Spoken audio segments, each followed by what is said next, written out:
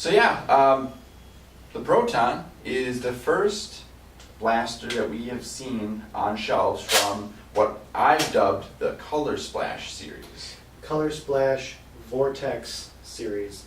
I really like it. I wasn't really huge of a fan of the green. I'm not a huge fan of the green plastic really at all. I'm going to show you up close and personal. Honestly, I think that the new white blasters with the splash of color on them really kind of make them look more clean and futuristic. It's blue. It doesn't mean it's any different. It's still just your regular old XLR discs. Yep. It's just colored differently. Just a regular old Proton. From what we understand, this new color scheme for the Vortex line is going to be replacing the current green color scheme. Yay. To make it kind of match more of the newer stuff that we've seen with the Pyragon and, oh, look, the Revonix. So yeah, we have the Revonix too. Yep. So yeah, the Revonix is really I would say the third large blaster from the Vortex series, and Yes. it's definitely a very complex addition to the line. I like it. I really like it a lot. It is a big dog blaster, but it's one of the first ones that we've seen besides, well, it actually is the first one that we've seen besides the Nitron that's not basically a reshell or a redo of the Praxis. I mean, that's basically what we saw with the, and my brain just went kapow. I had no idea. Pyragon, that's why. Yeah. That's I mean, right. really the only difference between the Pyragon and the Praxis is the fact that the Pyragon had slam fire and it has that big drum. And it had a differently designed front That's handle. true. But I do like when you Pyragons. knock it down to nuts and bolts, it's still just Praxis. This guy is kind of like if the Nitron and the Praxis got together and had a baby, this might have been what it looked like.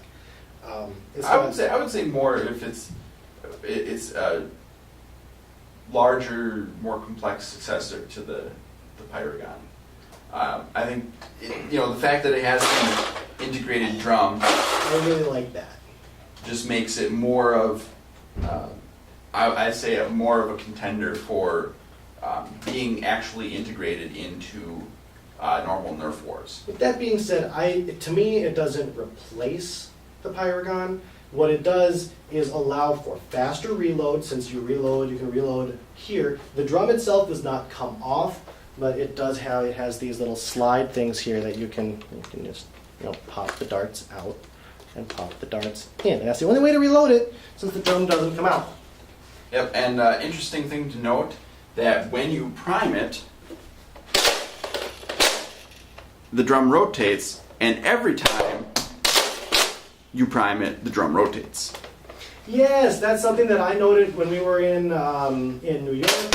I tried loading all of one cylinder to try and fire it out, and it didn't work. So after every shot, it rotates, so it spirals down your load until it's done. And you also can't reload it when it's half. Well, yeah, you can't reload it when it's back like this because it's half rotated. It's got 5 of these integrated clips in it, so that when it's loading, the 1 is at the top and the 4 at the sides. So you can't load here, but when you push forward again, you have the opportunity to load another disc in there. Yeah, and you notice that we have stocks on it. It looks really good with a stock on it. There was at least one photo that was released of the Revonix that hinted that it was going to be coming out with a stock. That's not confirmed or denied. We have no idea exactly, but the ones that we got did not. So I would say the like retail package, the default retail package, is just going to be the Revonix with the discs. The discs. And the discs are inversely colored from the ones that we got with the Pyragon. Yes. Instead of white on the inside, red on the outside. These are red on the inside, white on the outside. Yes. But as for the stock, you know, in the future it could come out with the stock as a special edition for whatever retailer decides that they want. Decides to pick it up, yeah. And honestly, I really, really hope they do, because from the picture, that was a sexy stock. Yeah, it kind of looked like the Praxis stock, but sturdier. Sturdier, yeah. More like it looked more like the somebody took off the stock from the Rapid Strike It kind of does. and yeah. made it work with the With this. attachment points. A couple of things that I want to point out about the Revonix, it's kind of the largemouth bass of the Vortex line, because for some reason, and I've had a couple people that have seen it since we've got it and say, wow, it shoots 2 at a time. No, it doesn't. It just has a really, really big mouth here.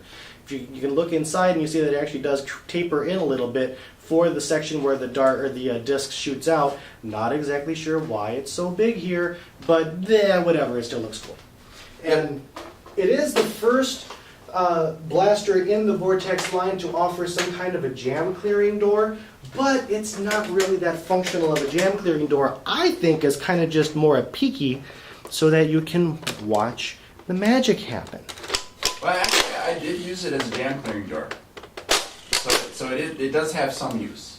I haven't used it as a jam But clearing door. the thing I is, use it to watch. is when it jams, it can be difficult to unjam.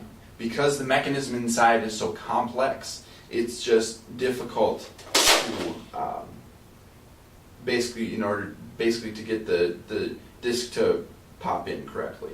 When it jammed for me, the disc didn't get pushed up into the rotation mechanism, so it basically couldn't move forward at all. So I had to basically take a screwdriver, push it down in there and kind of wiggle it around a little bit and then shake the blaster.